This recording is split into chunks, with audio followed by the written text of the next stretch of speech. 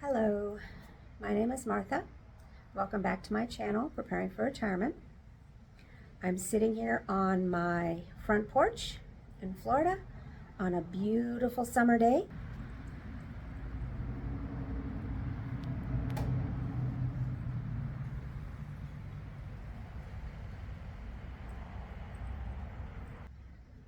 And the chimes are quieter today, so I thought it would be a good time to go ahead and film a little bit for today's topic, which is taking a test trip.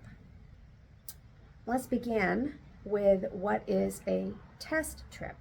Well, for those of us who have the dream of retiring and then traveling overseas, whether it be slow travel or if you want to travel at a faster pace, and just see a lot of countries and just go, or if it's, traveling with an intent to find a country that you want to settle in eventually, then, you're going to want to take a test trip, especially if you have not traveled much overseas long term. So I'm not talking about, going on a vacation overseas. I've done a lot of those. And the reality is that when you vacation overseas, whether it's for 1 week, 2 weeks, you're in a different headspace. You're vacationing, so you're rushing to try to do everything you can in that location while you're on vacation.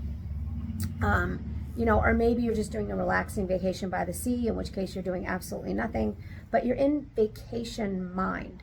And so you're not thinking about your everyday concerns. You're not thinking about paying bills, or you're not, how am I going to pay bills overseas, or, how am I going to travel from this place to the next place where I have to have, housing reservations, and how am I going to get my Wi-Fi from place to place to place.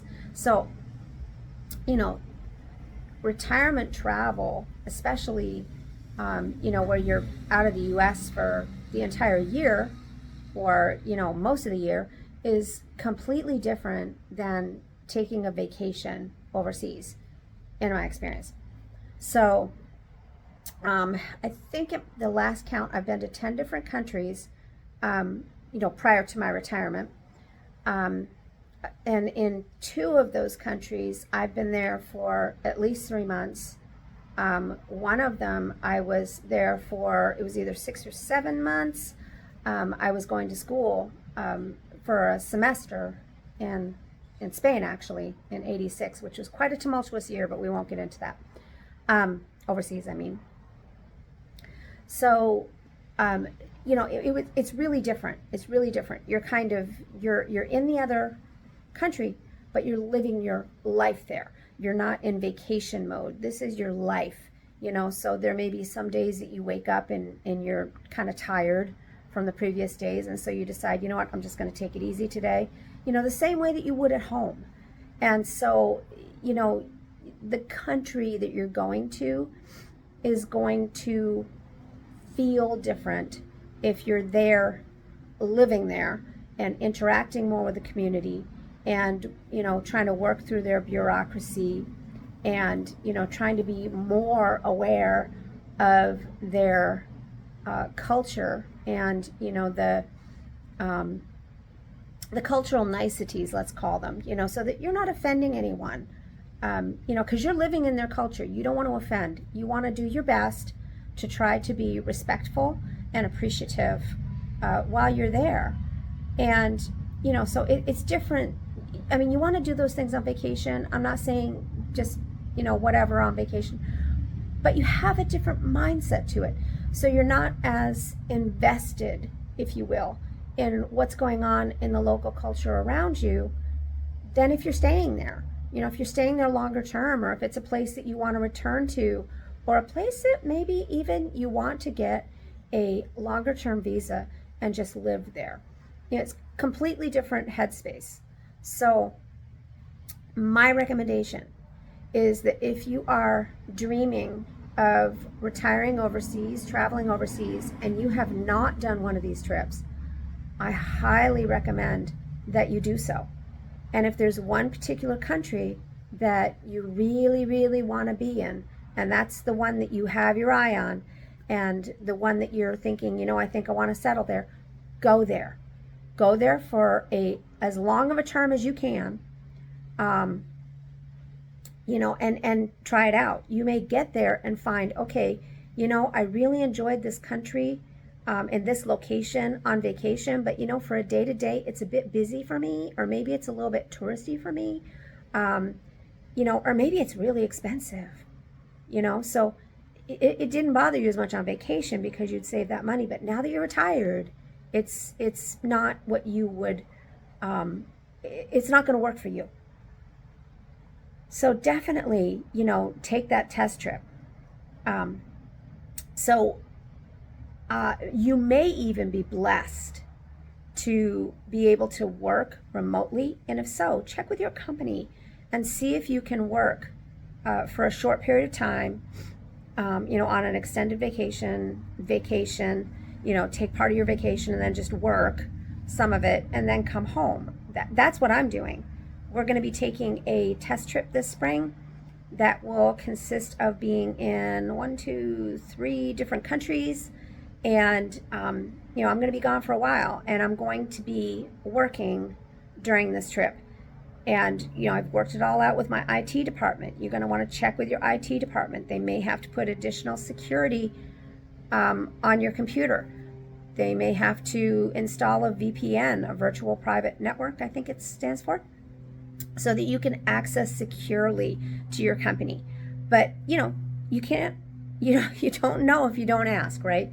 They can't tell you yes if you don't even ask. So, give it a try. Give it a try. Like I said, I lived in Spain for 6 months, absolutely loved it.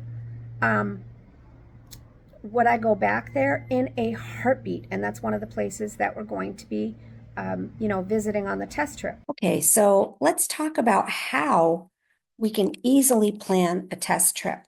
And remember, this is not a vacation, this is a test trip. So we're going to want to try to stay within our budget for this test trip. So I've got a couple of my tools pulled up here. There are a huge number of tools. First one here is Google Flights.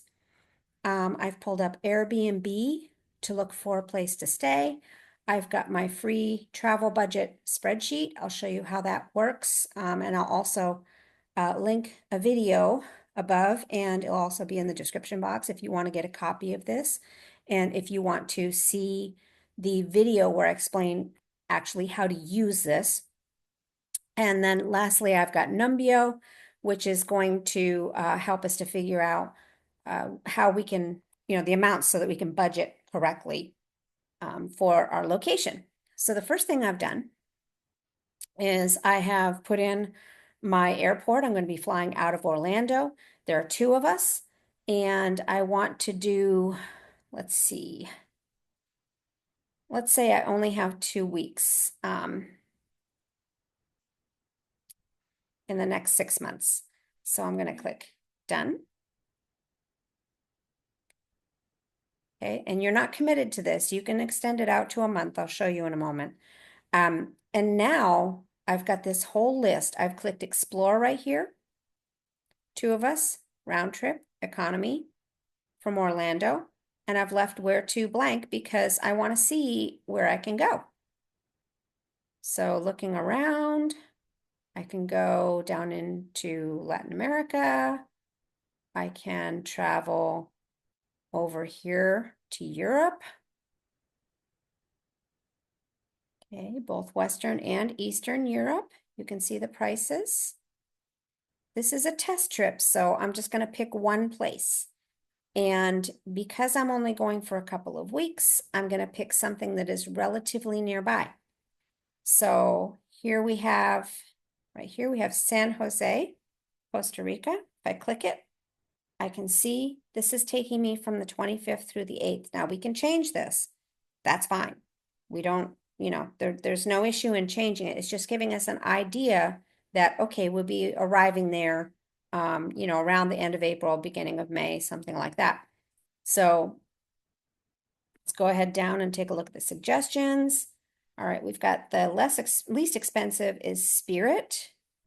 It's a nonstop flight for $374. You know what? That's looking pretty good to me as a budget traveler. So I'm going to go ahead and click that. Okay. And now what I'm going to do here is I'm going to actually extend my time out a little bit because I want to be here longer than that. So I want to be here from April 25th all the way to May 21st. Oh, whoops, it did the wrong one. I'm so sorry. April 25th all the way to May 21st. And I think that may not give us, okay, let's take it to May 23rd. Okay, that is going to give us the full month that I'm looking for. So let's just do another search. Okay, so now our nonstop, it went up to 418, but that's fine. That's a round trip ticket for 2 people, which is crazily affordable. If you don't like to travel Spirit, you could always choose JetBlue. So here's our information on the flight. It's going to leave Orlando. It's going to take 3 hours and 11 minutes, and it's going to end up at Juan Santa Maria International Airport in Costa Rica. So there you go. You can select this flight. Okay. And then the returning flight, what am I going to do? I'm going to choose, if I choose the nonstop, it's going to take me up to 574. So that's only 3 hours though, and the one that actually is still 418 is 26 hours of flying. So in this case, I'm just going to stick with Spirit, and I'm going to go up in price. But you have your choice, okay? So that one's leaving Juan Santa Maria International Airport at 1:41 p.m. and you get back to Orlando, Florida by 7 o'clock, okay? So I'm going to select that flight. So now it gives you several booking options. So you can go straight to Spirit if you want to. At this point, you know, you click continue and it takes you through to the Spirit site, and you can go ahead and you can book your flight. So keeping in mind the dates that we chose, okay, and that was April 25th through May 23rd. Now we're going to go out to Airbnb. Well, actually, first, let's go to the travel budget spreadsheet, and it says 558. So that's going to actually, we're going to change this to April. All of these to April.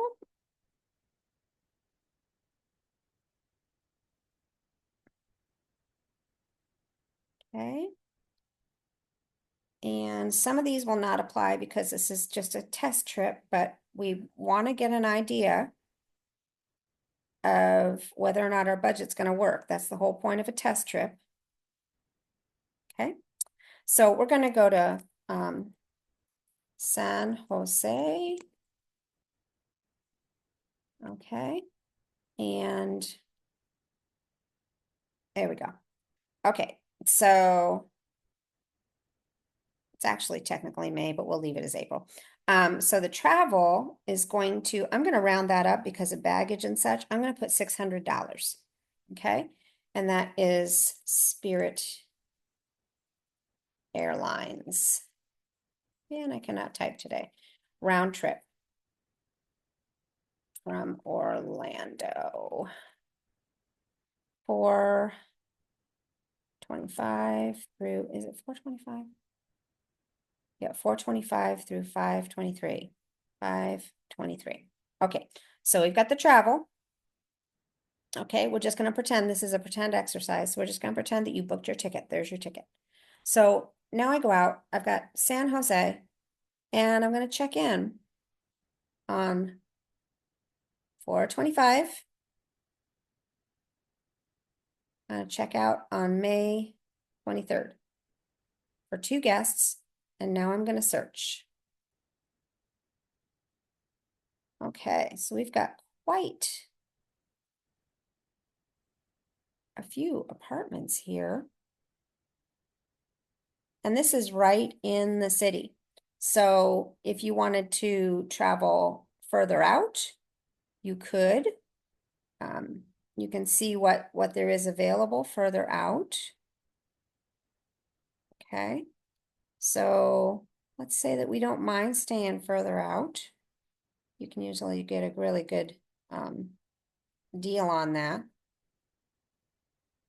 Actually, let's just stay in the city because we're only going to be there for a month, and that way you don't have to worry too much about transportation. Now let's talk about the filters here. There's some really great filters. Let's say, okay, I really need to have a washer and I really need a kitchen in the place. I want an entire home. I don't want to just be renting a room.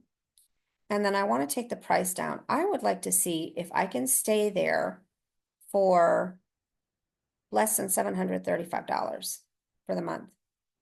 Okay. It may be kind of hot because we're in late spring, so we want to at least have air conditioning available. And I would really like to have Wi-Fi. So it shows 3 homes. Let's see what we've got. Okay, so we've got over here.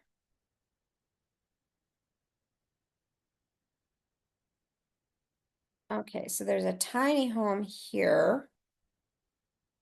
We may have to up our rent amount, but let's just take a look at the home. Okay. Well, it's got everything I need.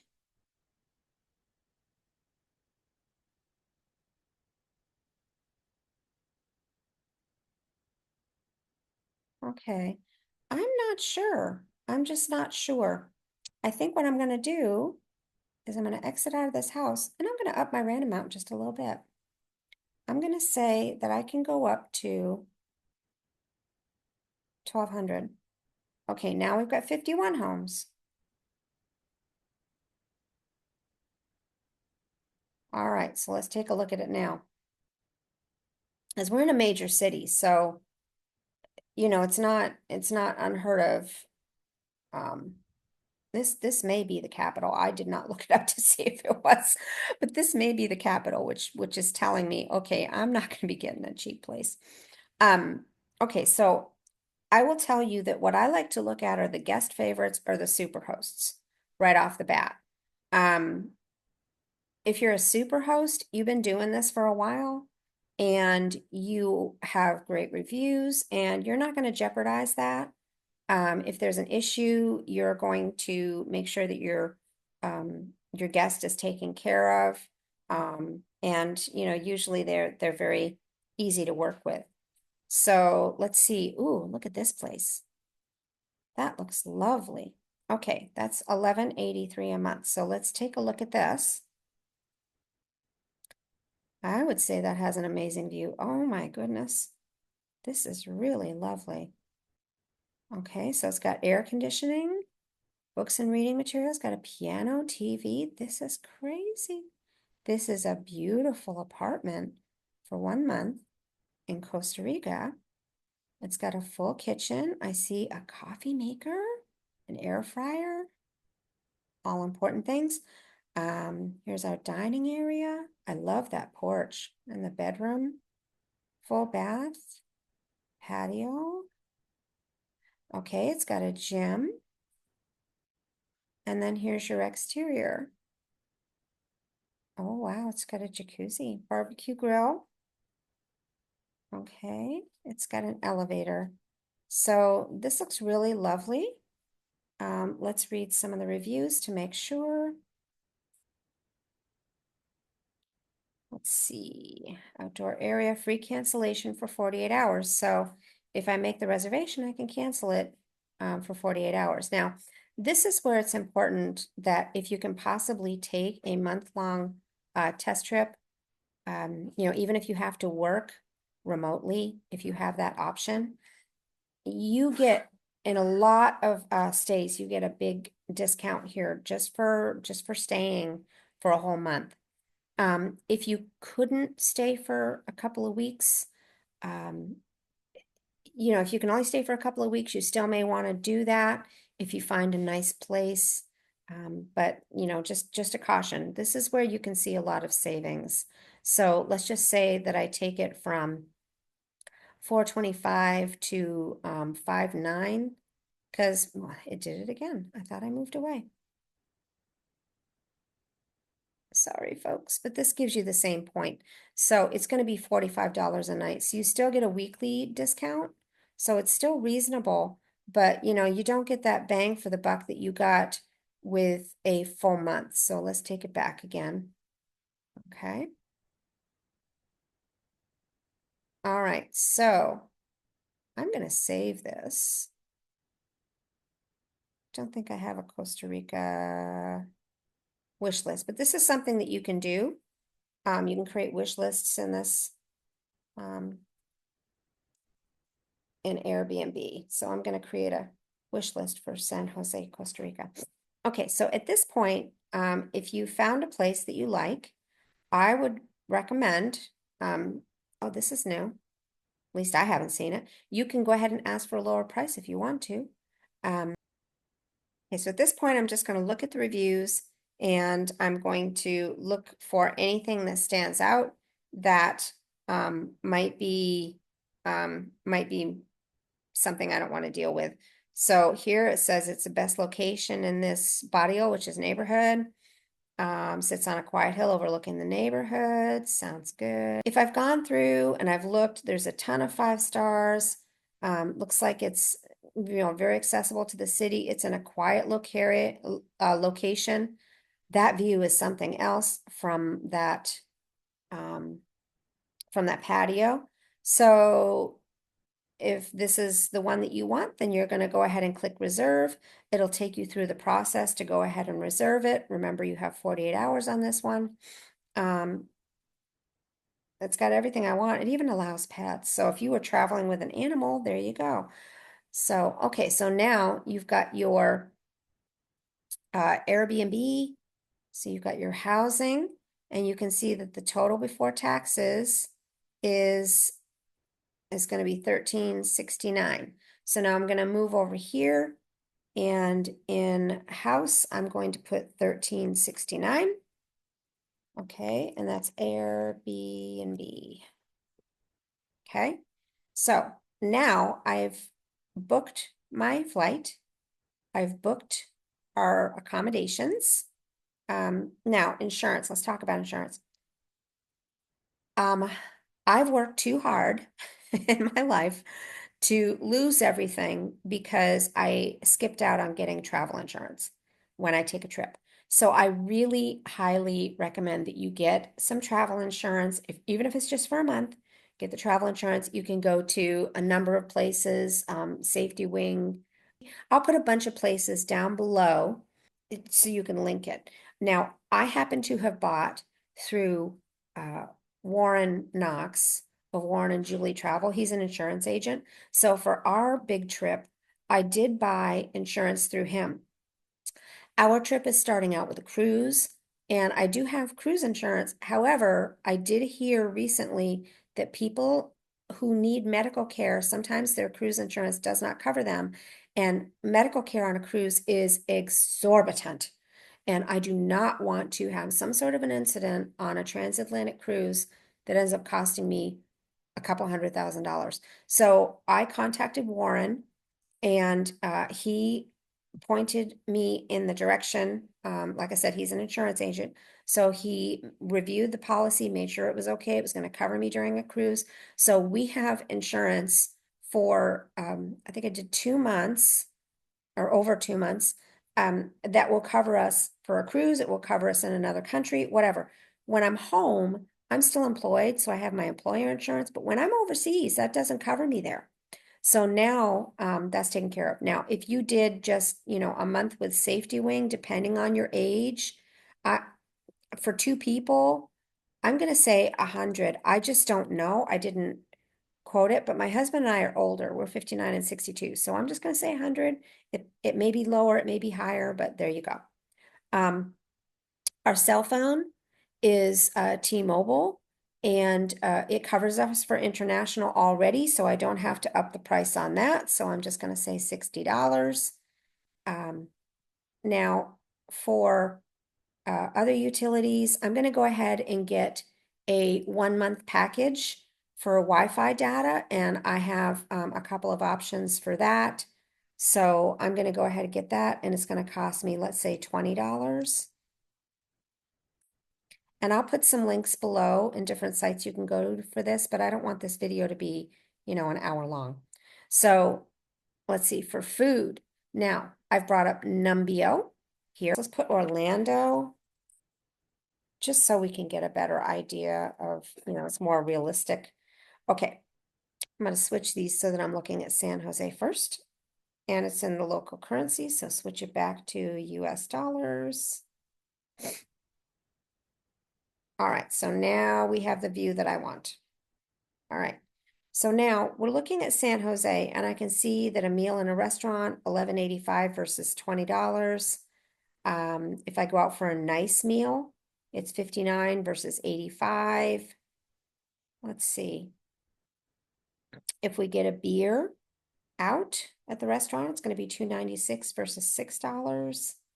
If I get a coffee, a cappuccino, it's going to be $3.81 versus $4.88. Let's see. So if I go food shopping, here we go. Rice is 93 cents a pound versus over $2. Eggs are $3 a dozen versus this is an old price. We all know they're around 6, 7 or more dollars. And then we continue down. We've got our chicken, beef, apples. It looks like everything pretty much across the board is cheaper. Usually milk is not in any other country because, they're not really drinking milk like we do. So, there's a difference, but we don't consume milk either. So as I go down, I can see that the prices in the supermarket are looking pretty good.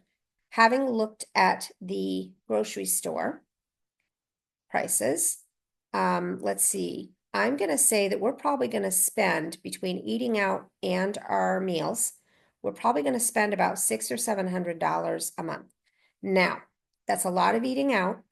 I also plan on going to the local markets. So it's probably overkill to say 600 or 700, but I want to plan with more than enough. So there's 700. Okay. So now what I can do is I can bring up Chat GPT and I can say, what can I do in San Jose, Costa Rica in May? Okay, it marks the start of the rainy season. All right, so they've got a National Museum. There's the Central Market that I want to go ahead and buy some fruits and vegetables from. I can take a coffee tour. I can visit the volcano, Jade Museum. There's so much here. Art Museum. Take a day trip to the rainforest. Okay, so let's see. What do these attractions cost? Okay. All right, so about $10 to $14 for tickets to go to the museum. Coffee tour is a little bit more expensive. All right, so for the two of us, let's say 150. The entry fee for the volcano is 25 a piece. Let's see. Oh, the art museum is only $6 a piece. That's a great deal. Let's see, a day trip to the rainforest. That might be exciting. Okay, so I'm gonna say that we're gonna do quite a few outings here. And I think that we can do, oh, this is a great summary. I like this. This is why I like AI for planning your travel. So I'm gonna say that we're gonna do 1 day trip and we're gonna spend 100 each, that's 200. And then we're gonna do a couple of museums. So let's say 50 total for all that. So that's 250. And then I think we're going to go on a coffee tour and I'll try to see if I can get that for 50 each. So I had 250, now I'm at 350. So I'm going to put 350 for our entertainment. We don't really go out to a lot of bars and stuff. And so if we decide to go out and listen to music or go out to eat, that's all included in the food. Okay. So now I've got miscellaneous. I'm going to plan on something happening. So always put something away for miscellaneous. So I'm going to give myself $250 for miscellaneous right there. Okay.